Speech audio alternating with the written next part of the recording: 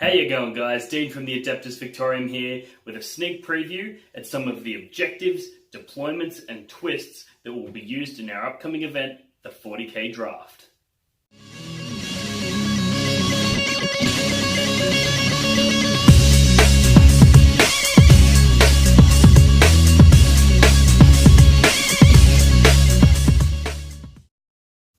Alright, before I get started, I have to put in a shameless plug for our last video where we reviewed the player pack for the 40k Draft in its entirety.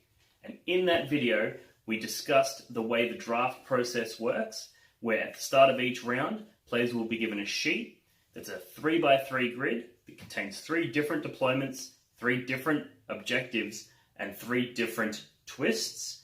And players will basically alternate eliminating a deployment, a twist, and an objective back and forth until you're left with one of each, and that is the deployment type, the objective, and the twist that will be played in that round. So basically what today's video is going to do is I'm going to go through some of the twists, deployments, and objectives that are available, and we'll discuss the way they work, and basically you'll be handed a sheet with 3 of the potential different objectives, twists, and deployments at the start of each round, and you'll essentially get to choose or influence which one of them you play.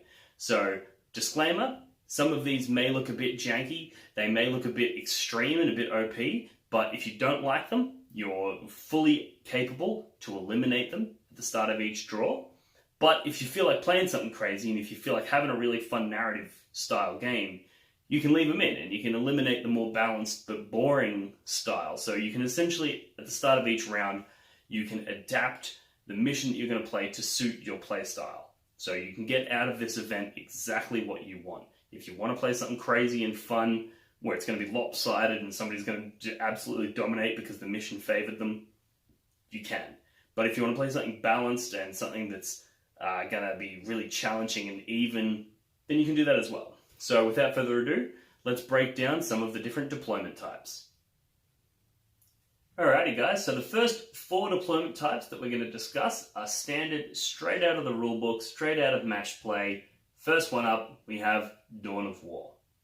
Now Dawn of War is obviously your standard 12 inches back from the center, you draw a line, and that's your deployment along the long table edge. Next we have Hammer and Anvil, which like Dawn of War, you draw a line 12 inches from the center, but that is along your short table edge, which gives you a shorter but fatter deployment type. Then we have my favorite deployment type, Seek and Destroy, which is table quarters, more commonly known as, where you basically draw a 9-inch radius around the center of the table and then pick one of the quarters, and that's your side. So 24 inches in and 36 inches from the long table edge, creating a corner, and then 9 inches from the center is your deployment type, straight out of the rule. And finally, everybody's least favorite, Vanguard Strike, where you draw a line directly from each corner and then 12 inches back from that line is your deployment, which gives you a triangular, pain in the ass to measure out deployment zone. The next 3 deployment zones are very, very interesting and will appeal to those who want to try something a little bit different, a type of tournament game that you wouldn't see at any other events. And all of these deployment zones, your deployment zone and your opponent's deployment zone touch. They meet in the middle. So the first one is very similar to Dawn of War. However, you draw a line straight down the center. One side of that line is theirs, the other side is yours. And it's worth noting, in these, you can actually deploy in combat with your opponent because you can deploy within 1 inch. So it can be a really risky move if you're a combat heavy army and you want to deploy right on that line. Just know that if your opponent deploys on that line as well, they will also be in close combat with you. The next deployment, very similar, however this one's more Hammer and Anvil style, where you draw a line straight down the guts from long table edge across the long table edge, and you split one side to the other, just like the diagram to my left. Next, we have 2 triangular style deployments. First, you draw a line down the center from short table edge to short table edge, the same way you would with Dawn of War. However, you draw a line 12 inches back on each edge, and then triangle up into the center. And in the center, you'll be touching the center of the table. which means if you deploy a unit all the way up to the very front, and so do they, those ones will be touching. However, it does give you a large triangle that covers nearly, like 40% of the table. So it's a very large deployment zone with the capacity to touch your opponent. Alright, the next one is the similar style where it's two triangles that touch each other in the center. However, this one is more hammer and anvil style, where you draw the line straight down the center of the table from long table edge to long table edge, and then you draw a line up to the center. These ones, the tips of the corners, come 18 inches back. So you go 18 inches back, 18 inches back, and then draw a line to the center of the table. Alright, and the last two are surrounded style, very narrative focused deployments. The first one, you draw a 24-inch diameter circle in the center of the table. So you find the center of the table, measure 12 inches out, and you ring it around. That's your 24-inch diameter circle, and that's one player's deployment zone. For the second player's deployment zone, you place a point in the center of each table edge, draw lines, and then those corners are your deployment zone. This one's really interesting because it allows one person to deploy in the center of the table and then be surrounded by enemy models. So if there's a crucial objective in the center of the table, you might want that central point, but you're also opening yourself up to be surrounded and outflanked, which is also obviously significant strategic advantage to the other player. The next deployment is very similar, where basically one player will deploy down the center of the table and the other player deploys either side. This one's not quite as bad in the way that you won't get completely surrounded, but you will be sandwiched.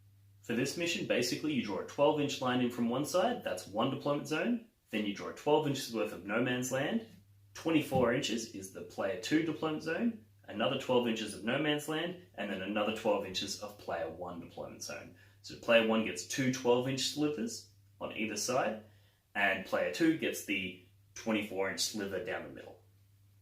Again, this one's very good if you're wanting to hold a central objective, but you do open yourself up to be pincer attacked from two sides, which is obviously strategically powerful for the other player. Alright, now let's get on to the objectives. Some of these objectives are very balanced and very simple, yet some of them are really complex and crazy. So let's get into them. I'll just burn through them one by one.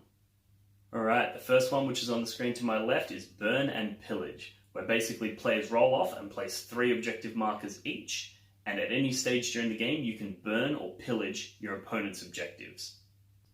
In order to pillage an objective, you must control it, and basically at the end of your turn, if you control the objective, you can remove that objective from play, and if you remove all 3 of the objectives placed by your opponent, you score 10 victory points, which is a maximum win for this mission.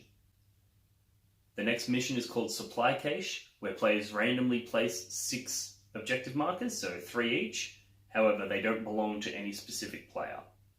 At the start of each player's turn, they roll a d6 for every objective marker that they hold. If they roll a 6, that objective is declared a supply cache. The player who controls that supply cache at the end of the 5th battle round will earn 10 victory points. The next is called the Comet. At the start of the 3rd battle round, players roll off.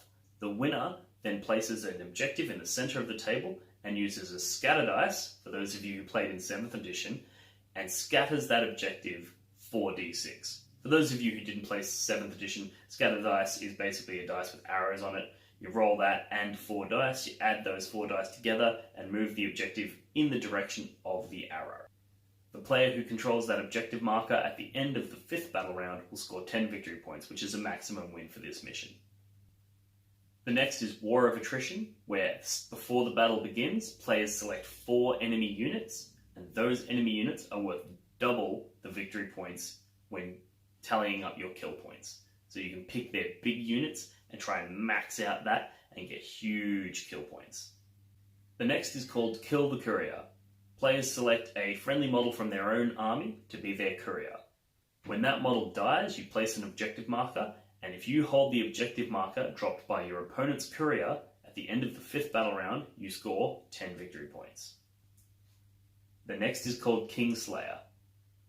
When calculating kill points, players double the number of kill points that they have achieved if they've slain the enemy warlord, up to a maximum of 10 additional kill points. Fields of Glory. Players place a single objective marker in the center of the table and then roll off. Players then place one objective marker in their own deployment zone 6 inches away from a table edge. At the end of the 5th battle round, the player who controls the most objective markers will win 10 victory points. If at any point one player controls all 3 objective markers, that player will immediately earn 10 victory points. Drawn and quartered. Players roll off and then take turns deploying 2 objective markers each. At the end of their turn, players earn 1 victory point for each objective marker they hold, to a maximum of 10 victory points. Take and hold. Players set up a single objective marker in the center of the table and then 1 in their own deployment zone, not within 12 inches of a table edge. To a maximum of 10, at the end of each of their turns, players earn 1 victory point for each objective marker they hold. If that marker was also controlled by the player at the end of their last turn, they score 3 victory points instead. So the goal here is to hold a single objective for consecutive turns. The next is called the prize, which is a take on the relic, which is a mission we're all familiar with. There's a central objective, players can pick it up and move with the objective. That objective can never leave the table, and the player that controls that objective at the end of the 5th battle round scores 10 victory points. Glory Seeker. When calculating kill points, double the cost of any vehicles, monsters, or characters slain during the battle. Invasion. Players roll off, and starting with the winner, each player deploys a single objective in their own deployment zone. If at the end of your opponent's turn you control both objective markers, you will score 10 victory points. But if at the end of your turn they control both, they will score 10 victory points. Alright, now let's get on to the twists. The first one is called Restoratives. Basically, players select a friendly unit at the start of their turn, and that unit either regains D3 wounds or D3 models that were lost previously in the battle. Orbital Debris. Players roll 3d6 at the start of their turn, and for every 6 they roll, they can select a different enemy unit to suffer D3 mortal wounds. Dead of Night. All shooting attacks suffer a -1 to hit penalty for every full 12 inches they are from the target unit. The player who takes the first turn must roll a d6 at the start of every turn after the first battle round. On a 4+, that distance is changed to 18 inches, and the second time they roll that 4+, that distance is changed to 24 inches to represent the day coming.